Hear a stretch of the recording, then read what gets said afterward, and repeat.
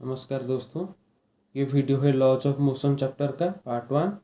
इसमें 15 क्वेश्चंस हैं। इसका एक दूसरा पार्ट आएगा, उसमें बाकी क्वेश्चंस हैं। तो चलिए शुरू करते हैं video. Here comes question number 1। In which of the following cases the net force is not zero? Option A knife held stationary in the stand. Option B a ball freely falling from a height. Option C an aeroplane rising upward with an angle 53 degree with the horizontal with a constant speed. Then option D a cork floating on the surface of water.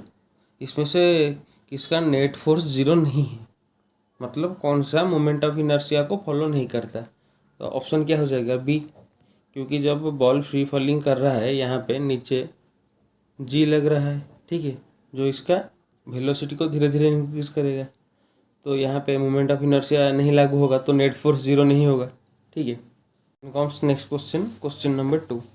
Physical independence of force is a consequences of option A Newton's third law of motion, option B second law of motion, option C first law of motion, option D all the above। तो answer कौन सा होगा?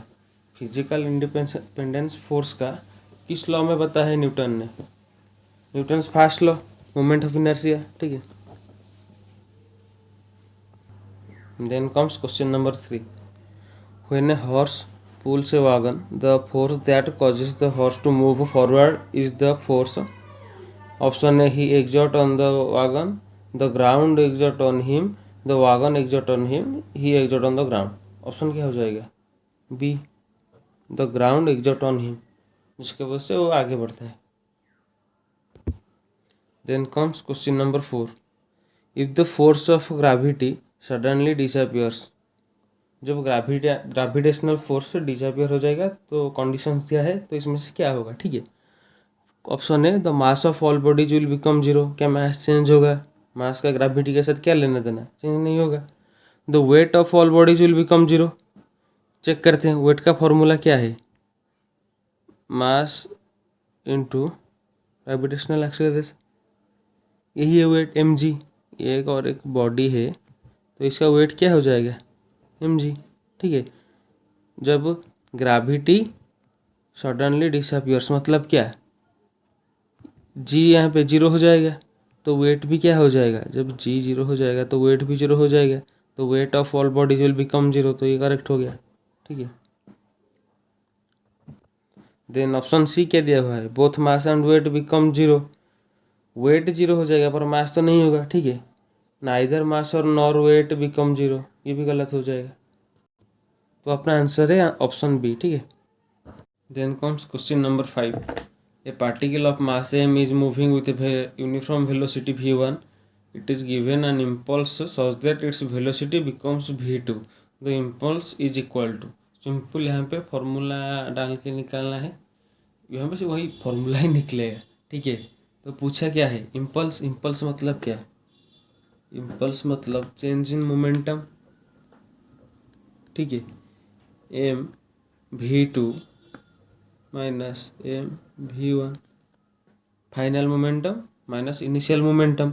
मास same है, initial velocity v1, final velocity v2, ठीक है। तो क्या आ जाएगा? m कॉमन लेते ही v2 माइनस v1, सिंपल सा फॉर्मूला। कौन सा आंसर? ऑप्शन डी, ठीक है। Then comes question number 6. A player catches a ball of 200 gram moving with a speed of 20 meter per second. If the time taken to complete the catch is 0.5 seconds, the force exerted on the player's hand. यहाँ पे ball का मास कितना दिया हुआ है? Mass of ball 200 ग्राम। 200 ग्राम मतलब कितना हो गया? 0.2 kg हो गया, ठीक है। दिया क्या हुआ है? Moving with a speed of 20 metre per second. तो इनिशियल वेलोसिटी क्या हो जाएगा? 20 metre per second. If the time taken to complete the catch is 0.5 second. Time क्या दिया हुआ है? 0.5 second. The force exerted on the player's hand, ठीक है। फोर्स का फॉर्मूला क्या है? Mass into acceleration. एक और फॉर्मूला क्या है?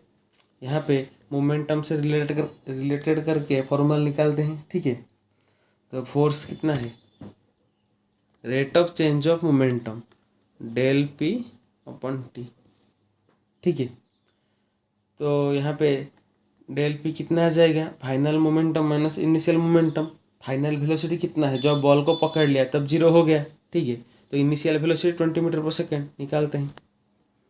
एम कॉमन गया तो क्या निकलेगा, v2 minus v1 upon T, सब वैल्यू डालते हैं, ठीक है। मास कितना है 0.2 kg equal to 0.2 into v2 minus v1, final 0 है तो इनिशियल है 20 आ जाएगा। माइनस साइन चेंज नहीं किया क्योंकि ऑप्शन में पॉजिटिव दिया हुआ है, ठीक है। अपन टी कितना है 0.5, तो इसको सॉल्व करते हैं, ये निकल जाएगा, ये कितना आ गया 40/5, ये आ गया 8। आंसर क्या आ गया 8 newton. Then comes question number 7।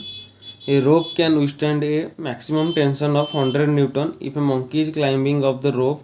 What can be the maximum value of acceleration of the monkey of the mass of monkey is 5 kg, ठीक है। ये तो mass of monkey is 5 kg। तो यहाँ पे एक रोप है, ठीक है, यहाँ पे एक monkey क्लाइंब कर रहा है, तो इसका एक्सेलरेशन निकालना है। अगर टेंशन 100 न्यूटन मैक्सिमम हो सकता है, ठीक है। तो आपको यहाँ पे एक फॉर्मूला याद रखना होगा, जब एक मंकी ऊपर चढ़ रहा है एक रोप में, तो वहाँ पे हम टेंशन का फॉर्मूला यूज करेंगे, T equal to M in bracket G plus A, ठीक है।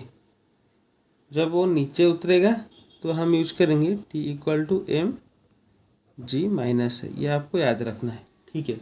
तो यहाँ पे ऊपर चढ़ रहा है तो ये वाला फॉर्मूला डालते हैं, T equal to M G plus A, ठीक है।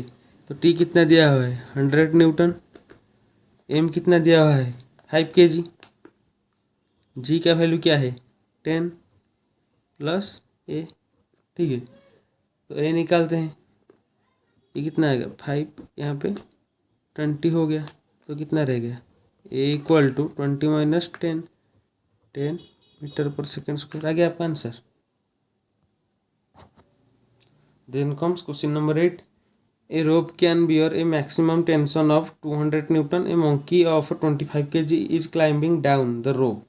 What can be minimum acceleration of the monkey so rope does not break? ठीक है। इसका पहले वाला क्वेश्चन जो क्वेश्चन नंबर 7 था उसमें मंकी ऊपर चढ़ रहा था, यहाँ पे डाउन आ रहा है, ठीक है। तो यहाँ पे दूसरा वाला फॉर्मूला यूज करते हैं, T equal to M G minus A, ठीक है। टी कितना है 200 न्यूटन, मास कितना है 25 kg, जी 10, ठीक है। तो ए कितना आ गया ये 25, ये आ गया 8, ठीक है।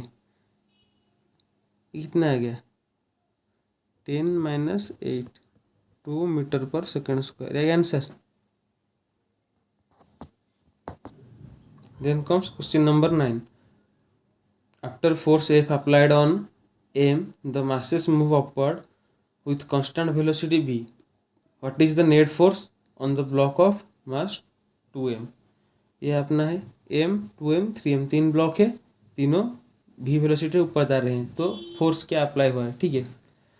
फोर्स का फॉर्मूला क्या है मास इंटू एक्सेलरेशन, यहाँ पे वेलोसिटी क्या है कांस्टेंट है, तो एक्सेलरेशन कितना हो जाएगा 0, वेलोसिटी कांस्टेंट है तो एक्सेलरेशन क्या हो जाएगा 0, तो फोर्स कितना हो जाएगा 0, ठीक है। आगे answer. Then comes question number 10. A man weighs 80 kg. He stands on a weighing scale in a lift which is moving upward with a uniform acceleration of 5 meter per second square. What would be the reading on the scale? देखिए question number 7, 8 जो मैंने बताया था उनमें जैसे monkey रोप पे ऊपर चढ़ रहा था नीचे आ रहा था, ये भी उसी तरह का ही क्वेश्चन है। तीनों क्वेश्चन मैंने इसीलिए सॉल्व किए हैं ताकि आपको क्वेश्चन के वेरिएशन के बारे में पता चले, ठीक है। तो यहाँ पे क्या निकालना है, मैन का मास दिया हुआ कितना 80 kg, stands on a weighing scale in a lift which is moving upward with uniform acceleration of 5 metre per second square, ठीक है। यहाँ पे ए कितना है 5 metre per second square, lift कहाँ मूव कर रहा है अपवर्ड, तो कौन सा फॉर्मूला डालेंगे, वहाँ पे जो टेंशन का डाला था T equal to M G plus है, T equal to M G plus है। यहाँ पे वेट निकालना है तो वेट क्या होगा W equal to M G plus A. ठीक है, एम कितना दिया हुआ है 80 kg, जी कितना है 10 प्लस एक्सेलरेशन कितना है 5, कितना आ गया ये 10 प्लस 5 15, 15 इंटू 80 कितना आ गया 1200। ये अपना आंसर। ठीक है, then comes question number 11. A block of mass m is placed on a smooth inclined wedge ABC of inclination theta. As shown, the wedge is given an acceleration a towards the right. The relation between a and theta for the block to remain stationary on the wedge is। ठीक है, ये अपना diagram दिखा है। ये क्या है veg है, इंक्लिनेशन इसका थीटा। ये रहा अपना ब्लॉक, यहाँ पे उसको एक्सेलरेशन ए दिया हुआ है। ठीक है, इसको सॉल्व करके हम ए और थीटा का रिलेशन निकाल सकते हैं, पर इस कॉन्सेप्ट को बेस करके क्वेश्चन को और भी घुमा सकते हैं। तो यहाँ पे सिंपल एक रिलेशन आपको याद रखना है, A equal to G tan theta, जब ये ब्लॉक यहाँ पे फिक्स होके रहेगा। ठीक है, क्या दिया है क्वेश्चन में, the wedge is given an acceleration A towards the right, the relation between A and theta for the block to remain stationary. ठीक है, जहाँ है वहीं पे रहेगा, तो यह रिलेशन आपको याद रखना पड़ेगा। ठीक है, now comes question number 12. Two blocks A and B of masses 3m and m respectively are connected by a massless and inextensible string. The whole system is suspended by a massless spring as shown in the figure. The magnitude of acceleration of A and B immediately after the string is cut are respectively. ठीक है, तो ये string जब cut होगा तो इसका और इसका एक्सेलरेशन निकालना है। ठीक है, जब ये कट हो जाएगा तो एम का एक्सेलरेशन क्या रह जाएगा, सिर्फ नीचे का जी। ठीक है, तो बी का एक्सेलरेशन क्या रह गया जी, इसका ए का निकालना है, ए का एक्सेलरेशन क्या होगा, ए इक्वल टू, यहाँ पे याद रखना काटा अपन मास। काटा मीन्स जहाँ से काटा वहाँ पे नीचे कितना फोर्स लग रहा था, ये एम जी, नीचे एम जी लग रहा था। ठीक है, तो यहाँ पे क्या आ गया एम जी अपन मास, मास क्या है 3m, 3m, तो कितना आ गया जी अपन 3। तो यहाँ पे एक्सेलरेशन कितना लगेगा जी अपन 3, बी पे जी, तो आंसर कौन सा हो जाएगा ऑप्शन ए। ठीक है, then comes question number 13. In satellite in force free space sweeps stationary interplanetary dust at a rate dm upon dt equal to alpha v. Here v is velocity, the acceleration of satellite of mass m is। यहाँ पे हमको acceleration निकालना है। ठीक है, तो force का एक फॉर्मूला है F equal to M A. ठीक है, ये कांस्टेंट मास के लिए है। इसका एक और फॉर्मूला वेरिएबल मास के लिए है, F equal to V D M upon D T, एक दूसरा फॉर्मूला है। ठीक है, इन दोनों को कंपेयर करके हम यहाँ पे निकालेंगे। V D M upon D T में, यहाँ पे क्वेश्चन में दिया हुआ है D M upon D T कितना है अल्फा इंटू वी, तो पुट करते हैं भी इंटू अल्फा इंटू वी, कितना आ गया अल्फा वी स्क्वायर। ठीक है, तो इफ आ गया अल्फा वी स्क्वायर। एक्सेलरेशन निकालते हैं, acceleration equal to force upon mass alpha V square upon M. ठीक है, आ गया अपना आंसर। कौन सा वाला आंसर है alpha V square upon M, option C.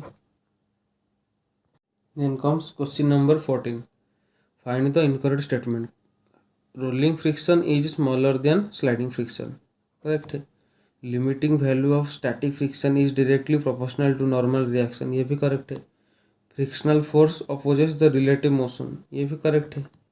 Coefficient of sliding friction has dimension of length, ये चेक करके देखते हैं। ठीक है, तो फॉर्मूला डालते हैं F equal to mu S N, तो म्यू एस क्या हो जाएगा कोफिशिएंट ऑफ स्लाइडिंग फ्रिक्शन क्या हो जाएगा F upon N.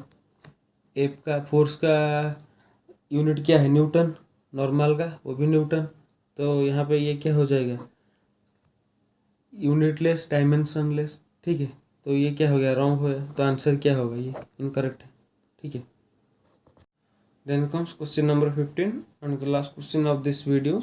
A particle moving with velocity v is acted by three forces shown by the vector triangle P Q R. The velocity of particle will. ठीक है, F1 F2 F3 तीनों तीन forces हैं triangle के तीनों side से. तो triangle law के हिसाब से तीनों का सम कितना हो जाएगा? 0. According to triangle law F1 plus F2 plus F3 क्या हो जाएगा? 0 हो जाएगा. जब फोर्स से 0 हो जाएगा नेट फोर्स, तो एक्सेलरेशन क्या होगा? एक्सेलरेशन भी 0 हो जाएगा. As net force equal to 0, so acceleration भी क्या हो जाएगा? 0 हो जाएगा. जब एक्सेलरेशन 0 होता है तो वेलोसिटी क्या हो जाता है? कांस्टेंट. तो अब कौन सा ऑप्शन हो जाएगा? Remain constant, option D. ठीक है, तो ये हो गए हमारे 15 क्वेश्चंस. इसके नेक्स्ट पार्ट में बाकी के क्वेश्चन से. Thanks for watching.